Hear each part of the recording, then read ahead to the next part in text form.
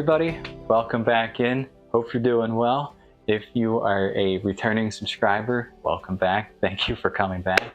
If you're new here, you came at the right time because this video kicks off a new video series that I have just been looking forward to for a while now, and it is finally here. So I am so excited to bring you today's video. I am in my new location, Svalbard, Norway. This has been a bucket list destination of mine.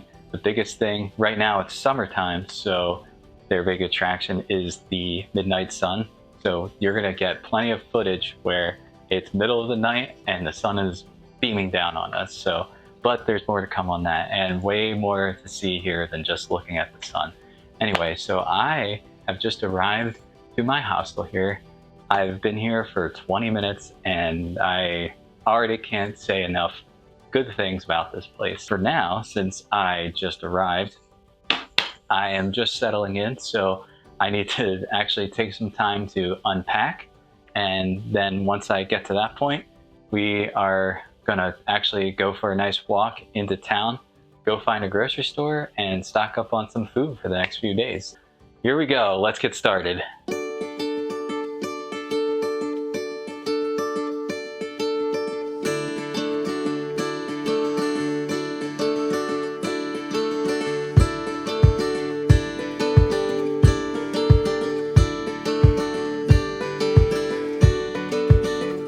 All right, let's hit the road.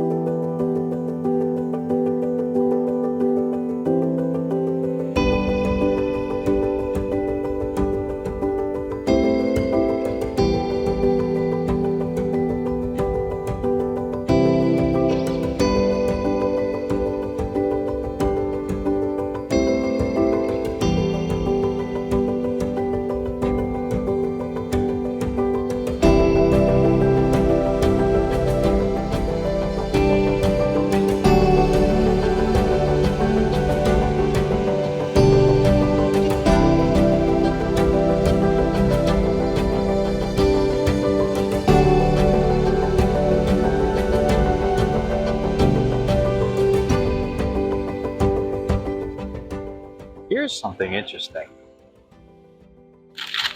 I bought this exact bag down in Tromsø, and that was about $4.50 US, $4.50 US. And here it's about $7 and change. So that's like a nice 20–30% increase in the price. But honestly, you know what? It was pretty good. So I think I'm just gonna buy it again anyway.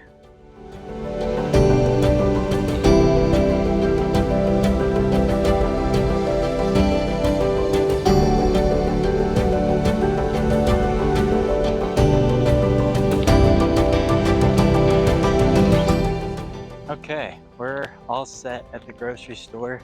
Got everything in my bag here. I thought I was gonna go sightseeing a little bit more in the town, but I am very hungry and have not eaten very much today. And it's a 40-minute walk back to the hostel. So I actually want to take this time to go make some dinner. But that's the great thing about the 24 hours of daytime, is that I have time after dinner to go out and do things again, you know, if I don't want to sleep.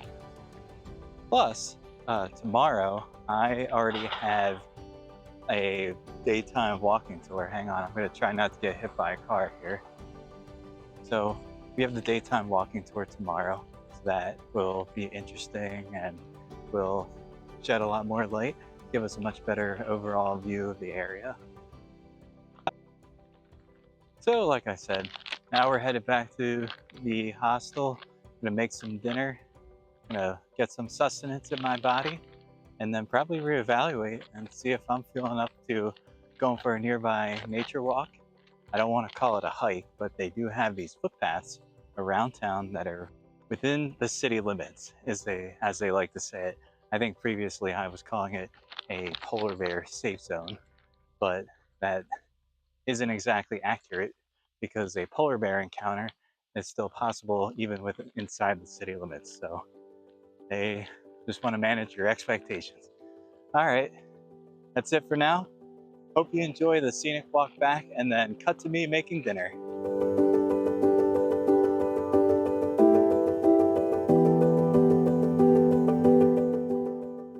I just thought it would be fun to quick jump in here and go over with you what the prices actually were at the grocery store for the stuff I paid. Although, no judgment on what I'm eating. I'm trying to eat on the cheap. A lot of the stuff I felt like was fairly reasonable considering that we're on a remote island that's pretty far away from civilization. Everything has to be shipped here. Nothing grows here. So bear that in mind as I tell you these prices. These ones got me. This is 4 hamburger buns frozen. This was about $5 for 4 buns. I feel like that's a little on the expensive side. Good old chicken patties here. Had to go with something easy. These were about $7.50 US. Not terrible. Got 2 yogurts here. These were also a little on the expensive side. These were about $2.40 each. Here's one that surprised me, hummus. I don't know why, but hummus in Norway has been really cheap. This was like $1.40. I know this is a little small, but I feel like in the US we would pay a lot more for that. Cucumber, produce, it's expensive. $3.20. The pepper, this was about $1.70. I feel like that was actually a little cheaper than I thought it would be. And my trusty frozen meal dinner here, Thai chicken. As I pointed out in the store, a little more expensive than it was in Tromsø, but $7 for is actually about $7.50 for 2 meals. Not too bad. So all in all, the total came to 475,000 NOK, which in US dollars is about $45 to $47 for everything. So a little on the expensive side, but not too bad.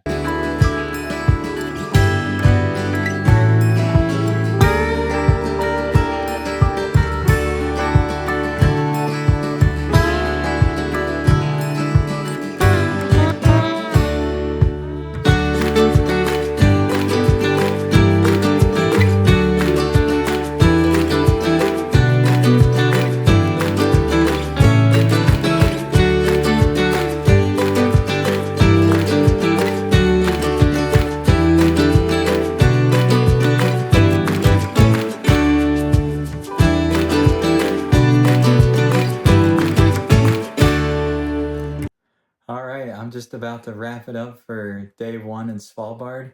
I wanted to take a quick shot here out the window and just show you what it looks like. It is currently 11:15 p.m. at night. I'm not even tired. All right, let me spin you guys back around. And we're back.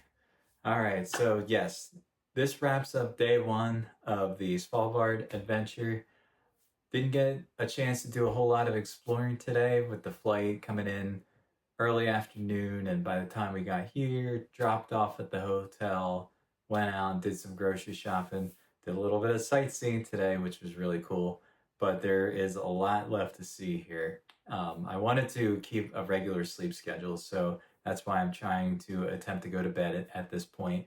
Gonna have to make sure I close the blackout curtains and also go with my trusty sleep mask here. This is an absolute must when you come here. Thanks so much, and I'll talk to you in day 2.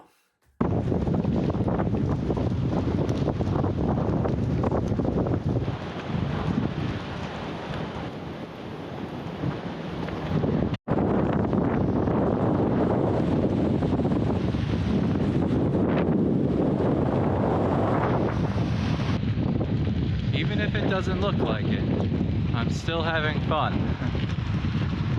I think it's fun to go to these harsher climates and kind of see what life is like there. And I get to bring that to you guys without having to actually come here.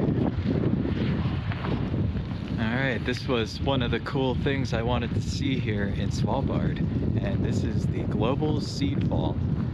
I don't know that much about it right now. I'm here with my tour guide right now, and she said that I'm able to walk up to the building and take pictures of it. So that's what I'm doing here. Okay, so I'm just going to jump right in here and narrate this portion of the video. Here we're exploring the seed vault in Svalbard, Norway. So there's not actually any trees here in Svalbard, but here's where you will find the facility that's capable of storing millions of seeds from all over the world to protect our food supply. It was built in 2008, and the seed vault is actually set deep into the bedrock above the Svalbard airport in Longyearbyen. About 1 million seed samples from all over the world are stored here, and the total capacity is about 4.5 million seeds. It's located in the Arctic, and because of that, the cold environment helps the seeds be preserved for the long term. If you've heard of this facility before, you may have heard it referred to as the Doomsday Vault, but after speaking with some of the locals, they prefer not to use that name because it sounds a bit too dramatic and misleading. In reality, countries actually use the seeds from this vault for reasons like crop failures, natural disasters, and war. For instance, Syria was the most recent country to withdraw seeds from the facility to reestablish crops lost during conflict. I was happy my walking tour guide was kind enough to make a special trip here, so I didn't have to spend another $150 to hike here. This area is actually outside of the polar bear safe zone, so you are actually not allowed to come here on your own unless you're with a guide. Given the rainy weather, there wasn't much to do for the rest of the day except to rest up for tomorrow's wildlife and glacier cruise. You might think that they get a lot of precipitation here, but actually, Svalbard is classified as a desert. Because of its rock, ice, cold temperatures, and low humidity, Svalbard falls into the northern part of our planet known as the Arctic Desert. The area actually receives minimal precipitation, and the air is almost as dry as it would be in a desert, in a hot desert. So the amount of rain you're seeing here in today's video is actually highly unusual for this region.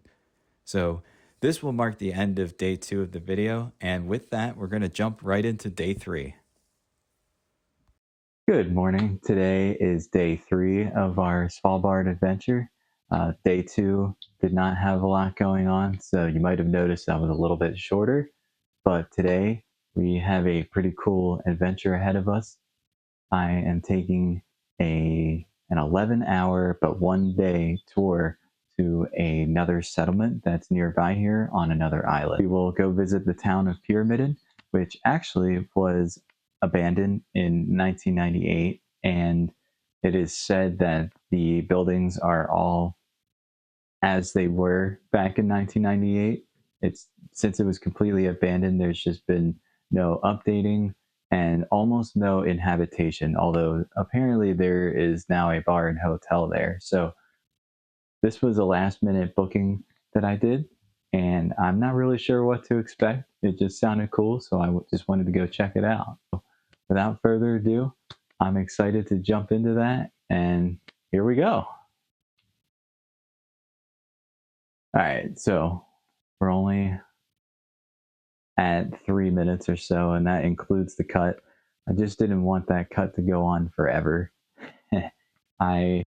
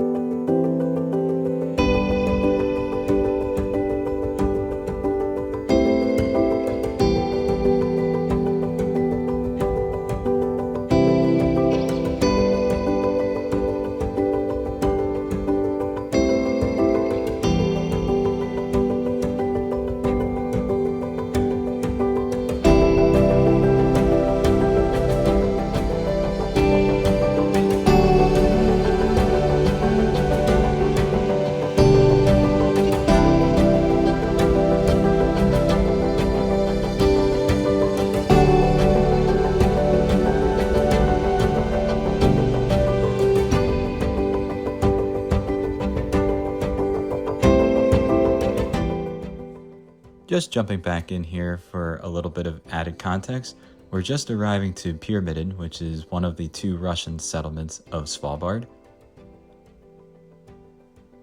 Here you can see the pyramid formation, which is how the town of Pyramiden got its name. And here we're just setting up for our tour guides. In fact, you can see a shot of our tour guide right here. You can tell that he's armed for polar bear protection. This town is abandoned, so there is a risk of wild polar bears and other wildlife roaming around. So we were instructed to stick together as a group. And in fact, to reach the town center from here, we had to ride this bus. I apologize for this shaky footage.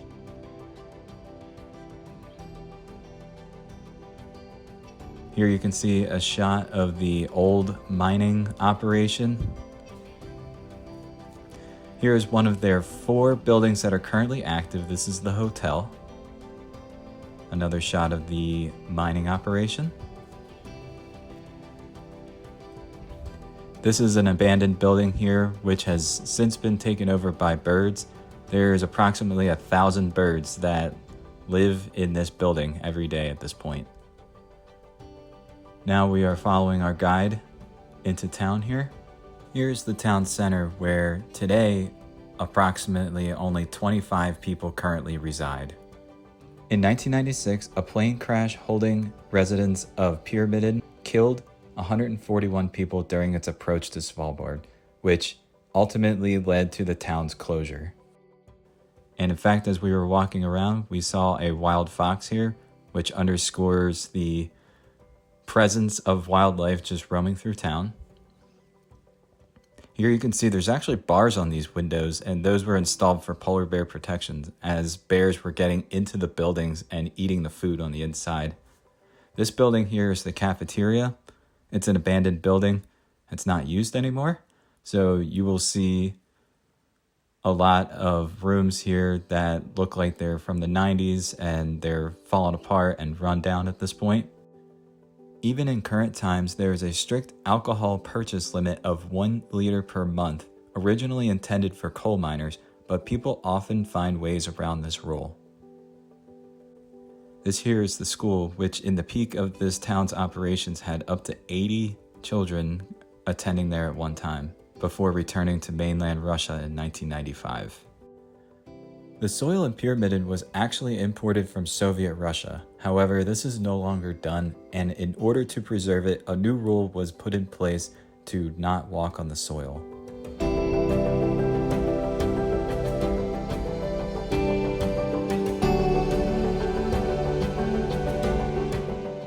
This is the gymnasium and the pool facility. It's no longer in use. This is also an abandoned building.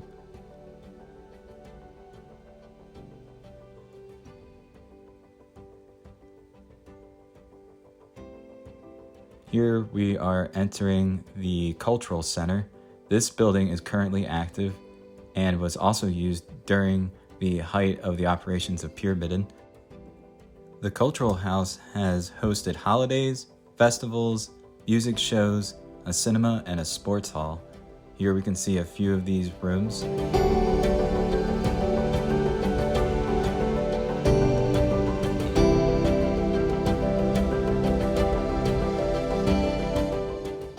In the back of the building, there's now a gift shop and also a bar and a bakery.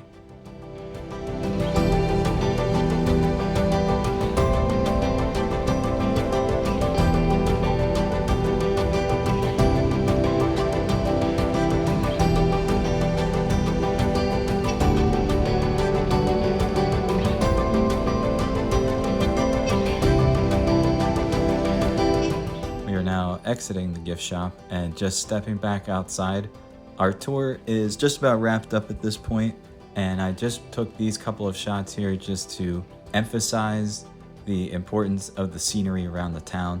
This is one of the main reasons that Pyramiden was founded here. And again, apologize for the shaky footage, but I really wanted to underscore just how dilapidated and run down this town was. We were not allowed to tour this area of town due to the risk of encounters with polar bears and other wildlife. Okay, this marks the end of our pyramid tour, and let's check out a little bit more scenery before the end of the boat ride.